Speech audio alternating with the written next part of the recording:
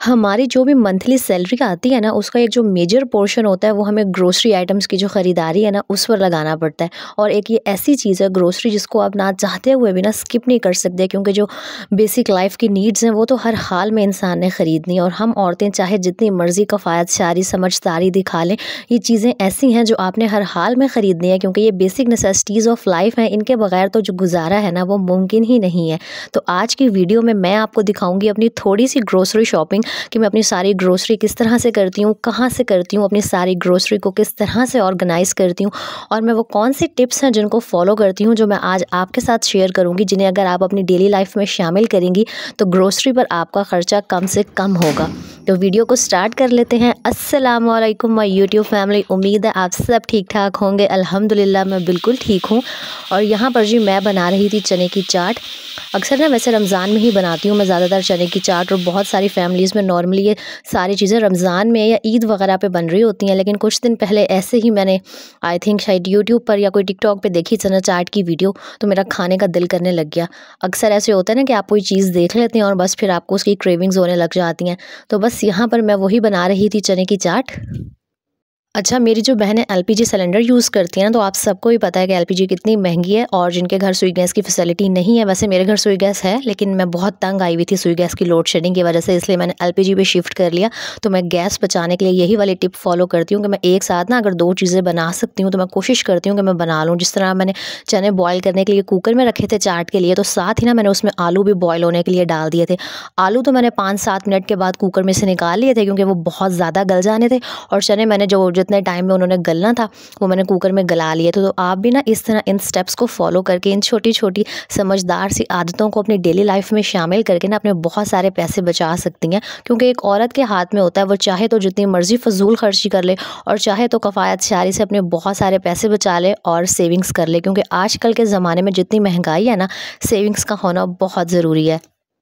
अच्छा, मैं money saving के हवाले से ना काफ़ी सारे टिप्स पहले भी शेयर कर चुकी हूँ, ग्रोसरी शॉपिंग के भी। लेकिन मैंने आज फिर से सोचा कि मेरी जो बहनें मुझे पहली दफ़ा देख रही हैं, जिन्होंने रिसेंटली मेरा चैनल सब्सक्राइब किया है, उनकी थोड़ी-सी हेल्प हो जाएगी, क्योंकि बहुत ज़्यादा भई महंगाई हो गई है। और मैं यहाँ आपको बताती चलूँ कि मैं डिफरेंट 2 जगहों से ना अपनी मंथली ग्रोसरी करती हूँ, क्योंकि अक्सर ऐसे होता है कि कहीं से कोई चीज़ रीज़नेबल मिल जाती है और कहीं पर दूसरी चीज़ रीज़नेबल प्राइस में मिल रही होती है। तो अगर आप भी चाहती हैं ना कि ग्रोसरी पे आपके कम से कम पैसे लगें, तो एक तो कोशिश किया करें कि काफ़ी सारी जगह पर घूम के देख लें कि कहाँ से कौन सी चीज़ सस्ती मिल रही है। जिस तरह अगर आपके क्या कहते हैं, जहाँ पर भी आप सिटी में रहती हैं या जो कुछ भी है, वहाँ पर अगर चेज़अप है, तो चेज़अप पे ना ऑयल की प्राइसेस काफ़ी रीज़नेबल होती हैं। जो लोग चेज़अप आते जाते रहती हैं ना, उनको पता होगा। तो जब भी मैंने ग्रोसरी करनी होती है ना, तो मैं जो ऑयल है ना, वो लाज़मी चेज़अप से आके ख़रीदती हूँ, क्योंकि काफ़ी रीज़नेबल प्राइस में ना यहाँ से ऑयल मिल जाता है। और आप सबको पता है कि ऑयल का लाइफ में कितना इंपॉर्टेंट रोल है। एक तो इतना महंगा, और ऊपर से हर चीज़ में इसकी ज़रूरत होती है। इसके बगैर हांडी नहीं बनती, कुछ भी नहीं बनता। तो इंसान चाहे जितनी मर्ज़ी कंजूसी कर ले, ऑयल तो हमने लाज़मी ख़रीदना होता है। तो आपके एरिया में भी, आपकी सिटी में भी आपको पता होगा कि कौन सी जगह या जहाँ से थोड़ी अफोर्डेबल प्राइस में ऑयल मिल जाएगा ना, तो प्लीज़ वहाँ से जाके ये सारी चीज़ें ख़रीद लिया करें। और मैं आपको साथ-साथ बताती चलूँ, अक्सर ये जो दराज़ पे 11-11 की, 12-12 की सेल्स लगती हैं ना, उनमें भी ऑयल और जो ग्रोसरी आइटम्स हैं वो बहुत रीज़नेबल प्राइस में मिल जाते हैं। तो अगर आप भी ग्रोसरी पे अपने पैसे बचाना चाहती हैं ना, तो इस तरह की ये ऐप्स लाज़मी चेक करती रहा करें। एक तो डिलीवरी भी ऑफ होती है इन सेल्स में, और दूसरा मार्केट के मुकाबले में ना ऑयल के रेट्स काफ़ी कम होते हैं। बाकी चीज़ों की शॉपिंग के लिए तो मैं आपको दराज़ रिकमेंड नहीं करूँगी, लेकिन जब उनके सेल डेज़ होते हैं ना, तो ग्रोसरी काफ़ी रीज़नेबल प्राइस में मिल जाती है। उसके अलावा ऑयल लेने के बाद जो बाकी ज़रूरत की कुछ चीज़ें थी, फेस वॉश हो गए, शैम्पू, सर्फ़ और साबुन और बहुत सारी चीज़ें होती हैं, वो सारी मैं एक दूसरे स्टोर से लेती हूँ। इस तरह ना आप भी फिर तुर के हर जगह के रेट्स लेके और फिर शॉपिंग पे ना पैसे लगाया करें। और ये वाली टिप भी मैं बहुत दफ़ा बता चुकी हूँ कि ग्रोसरी की शॉपिंग पे जाने से पहले या नॉर्मल भी आपने कुछ भी ख़रीदना है ना, तो प्लीज़ एक लिस्ट साथ लेके जाया करें। लिस्ट ले जाने का फ़ायदा ये होता है कि हमें पता होता है कि हमने कौन सी चीज़ें ख़रीदनी है, और इस तरह ना हम वो जो ओवर स्पेंडिंग कर लेते हैं और जो हम फ़ज़ूल की चीज़ें ख़रीद लेते हैं, उससे भी बच जाते हैं। और कोशिश किया करें कि जो चीज़ें बहुत ज़्यादा ज़रूरी हैं ना, सिर्फ़ वही ख़रीदें, और जिनके बगैर आपको लगता है कि आपका गुज़ारा ईज़िली हो सकता है ना, उनको स्किप कर दिया करें। और इस तरह जो आप पैसे बचाएँगी ना, वो आप दूसरी ज़रूरत की चीज़ों पर क्या कहते हैं लगा सकती हैं। अपने किचन का छोटा-मोटा सा सामान ख़रीद सकती हैं, या फिर उन पैसों से आप कपड़ों की ख़रीदारी कर सकती हैं, या फिर सबसे अच्छा तरीका कि उन्हें सेव कर सकती हैं। और नेक्स्ट एक बहुत इंपॉर्टेंट बात, ये जो बड़े-बड़े मॉल्स में ग्रोसरी के स्टोर्स बने हुए होते हैं ना, इनको आप प्रेफर ना किया करें। यहाँ पर अक्सर जो प्राइस है ना वो लोकल मार्केट के हिसाब से ज़्यादा होती हैं। तो कोशिश किया करें कि ये जो हमारे लोकल बाज़ार हैं, आम मार्केट्स हैं, किराने की शॉप्स है, यहाँ से ग्रोसरी आइटम्स खरीद लें। और हाँ, एक और टिप ये है कि आप ना बल्क में यानी कि काफ़ी सारी क्वांटिटी में अगर चीज़ खरीद लेती हैं ना, तो उसका फ़ायदा होता है। जैसे अक्सर किसी ना किसी चीज़ पे डिस्काउंट चल रहा होता है, सेल चल रही होती है, तो कोशिश करें कि एक दफ़ा आपको वो चीज़ काफ़ी सारी क्वांटिटी में खरीदने में मसला होगा, लेकिन फ़ायदा ये होगा कि आपका जो 1 से 2 महीना ना वो बहुत ईज़िली गुज़र जाएगा। और जो मेरी पुरानी सब्सक्राइबर्स हैं उन सबको पता है कि जो मेरा किचन है वो नॉन मॉड्यूलर है। मेरे किचन में ना कैबिनेट्स नहीं बने हुए, तो इस तरह मैंने ये ना एक जुगाड़ किया हुआ है। अपने कैबिनेट के अंदर के साइड पे मैंने ईंटें रखी हैं और उसके ऊपर मेरे पास एक मार्बल का शेल्फ था, वो मैंने अरेंज करके ना इन कैबिनेट्स की पार्टीशन कर लिया। अब यहाँ पर ना जो मेरी ग्रोसरी के आइटम्स होते हैं उन्हें वो मैं ईजिली ऑर्गेनाइज़ कर लेती हूँ। मैं आपको हमेशा कहती हूँ कि औरत अगर समझदारी से और अक्लमंदी से काम लेना तो वो किसी भी जगह पे और किसी भी क्या कहते हैं घर में और किसी भी हालात में बहुत आसानी से एडजस्ट कर सकती है। अब मेरे पास कहने को कोई कैबिनेट्स नहीं है, लेकिन आप सब ने देखा होगा कि मेरे किचन में फैलावा बहुत कम है, क्योंकि मैंने हर चीज़ को ना प्रॉपर उनकी जो जगह होती है वहाँ पर अरेंज करके रखा हुआ है, जिससे ना जो किचन है ना वो ऑर्गेनाइज लगता है और हर वक्त ना फैला हुआ नहीं नज़र आता।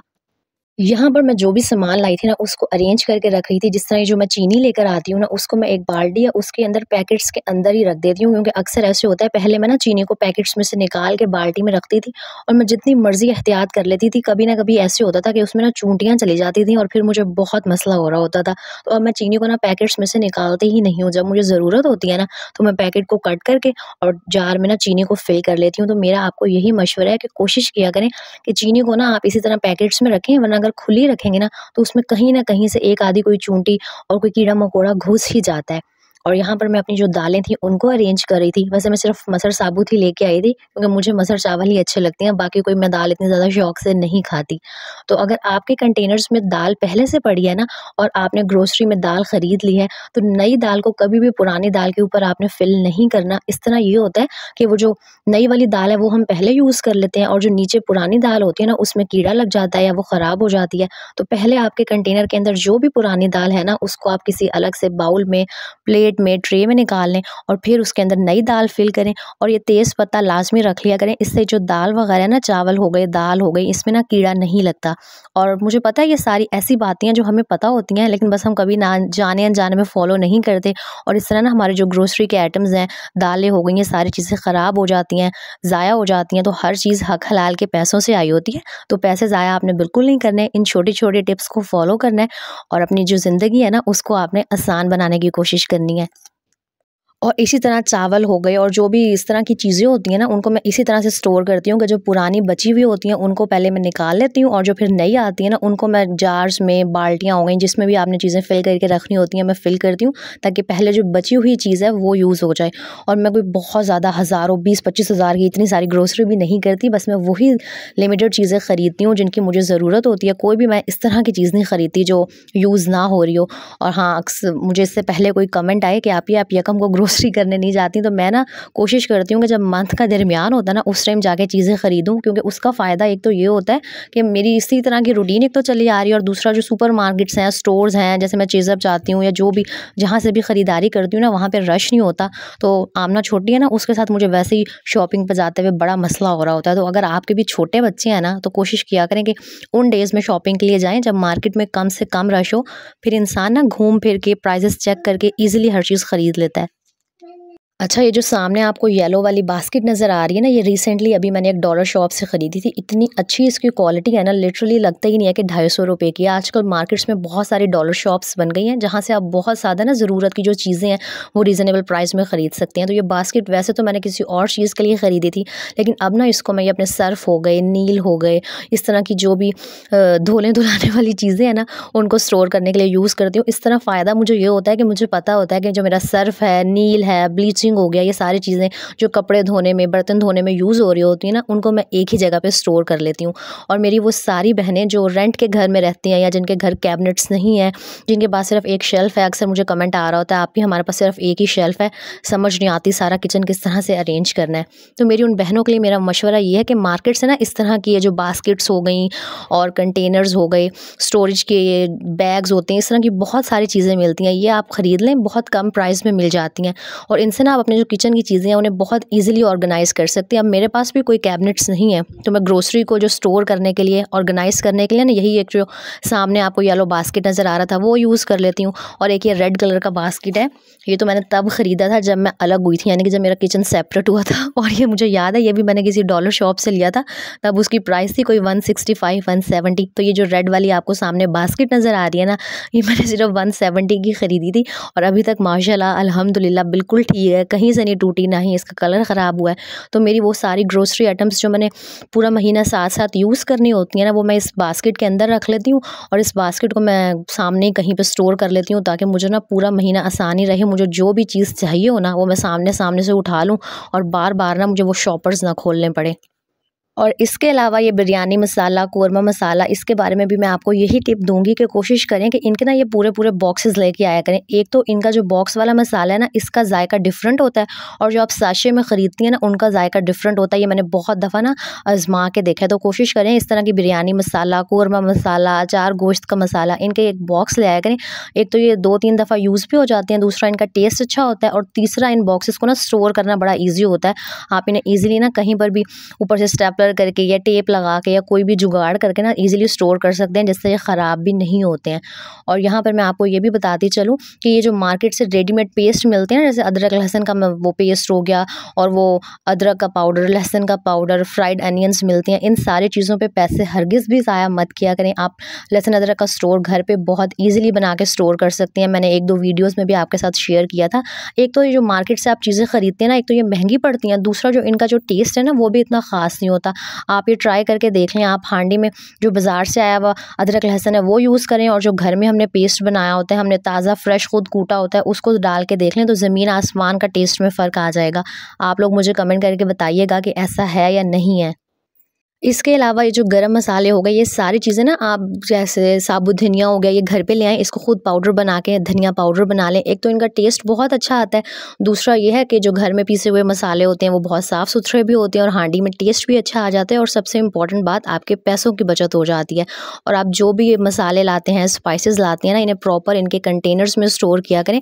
अगर इन्हें इसी तरह पैकेट्स में पड़ा रहने देंगे ना, तो फिर ये जो सारी चीज़ें हैं वो ख़राब हो जाती हैं। इसीलिए कोशिश करें कि जैसे ही आप ग्रोसरी लेके आएँ, हर चीज़ को आपने जो भी उसकी प्रॉपर जगह बनाई हुई है वहाँ पर अच्छे तरीके से स्टोर करें। जो भी स्पाइसेस हैं, जो भी दालें, चावल, जो भी आप कुछ लेके आते हैं, उनको उनके प्रॉपर जार्स में, कंटेनर्स में डाल के एयर टाइट स्पेस में करके रखें, ताकि वो जो चीज़ें हैं वो लंबे अरसे के लिए चलें, ख़राब ना हो और उनके अंदर मॉइस्चर ना जाए। क्योंकि आजकल जितनी महंगाई हो गई है ना, चीज़ों को जितनी एहतियात से यूज़ करेंगे, जितना उन्हें प्रॉपरली स्टोर करेंगे ना, उतना ही हमारा फ़ायदा है। वरना चीज़ें ख़राब हो जाती हैं, फिर ज़ाया होती हैं। और एक बात मैं हमेशा से कहती हूँ कि जब भी आप चावल बनाती हैं, दालें बनाती हैं, तो प्रॉपर उनको मैयर करके बनाया करें। जितने आपके फैमिली मेम्बर्स हैं उस हिसाब से बनाया करें। और साथ ही साथ ये जो शॉपिंग बैग्स आते हैं ना, इनको नेक्स्ट टाइम शॉपिंग करने के लिए जब जाती हैं तो ये फिर हमें दोबारा से ख़रीदने पड़ते हैं, तो इनको शॉपिंग से आने के बाद लाजमी संभाल के रखा करें, ताकि नेक्स्ट मंथ जब आप ग्रोसरी लेने जाएँ तो इन बैग्स को आप साथ लेके जाएँ और वो जो आपके 50 रुपये 100 रुपये इन बैग्स की ख़रीदारी पर लग जाती है ना, उनको भी आप बचा सकें। अब कहने को ये 50 रुपये 100 रुपये बहुत छोटी सी अमाउंट है, लेकिन कहते हैं ना, कतरे कतरे से ही दरिया बनता है। तो हर चीज़ पे आपने देख भाल के स्पेंड करना है। और एक बहुत इंपॉर्टेंट हैबिट जो आपने अपनी डेली लाइफ में लाजमी शामिल करनी है, शायद मैं पहले भी इसका जिक्र कर चुकी हूँ, मुझे श्योर नहीं है, कि एक सदका बॉक्स बना लें और उस सदके बॉक्स में डेली आप जितने पैसे डाल सकती हैं ना, लाजमी डाला करें। चाहे वो 5 रुपये से लेके 20 रुपये और जितने मर्जी आपके पास खुले पैसे होते हैं, कॉइन्स होते हैं, वो उसमें डालती रहें। और at the end of the month जब भी आप ग्रोसरी लेने जाती हैं या वैसे भी महीने के एंड पे वो पैसे किसी ज़रूरतमंद को दे दें। आप देखेंगे आपके रिस्क में, आपकी हर चीज़ में अल्लाह ताला कितनी बरकत डाल देगा। क्योंकि आजकल जितनी महंगाई है ना, बहुत सारे ऐसे सफ़ेदपोश लोग हमारे इर्द गिर्द ही होते हैं जो शायद शर्म की वजह से और ना मांग नहीं रहे होते अपने मुंह से। तो आप अपने इर्द गिर्द लोगों का, हमसायों का, रिलेटिव्स का लाजमी ध्यान रखा करें जो इस महंगाई की वजह से परेशान हैं और वो अपने मुंह से आपसे कुछ नहीं मांग सकते। तो उन लोगों को आपकी मदद की सबसे ज़्यादा ज़रूरत होती है।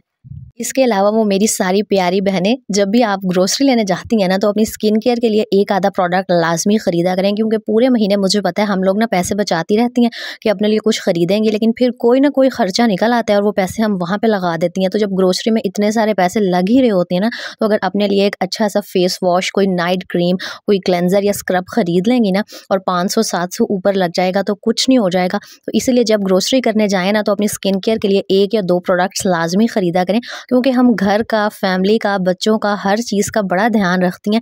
लेकिन जब बात हमारे ऊपर आती है ना, तो हम अपने आप को इग्नोर कर देती हैं कि चलो यार छोड़ो परे, अपने लिए फिर कभी खरीद लेंगे, नेक्स्ट मंथ खरीद लेंगे।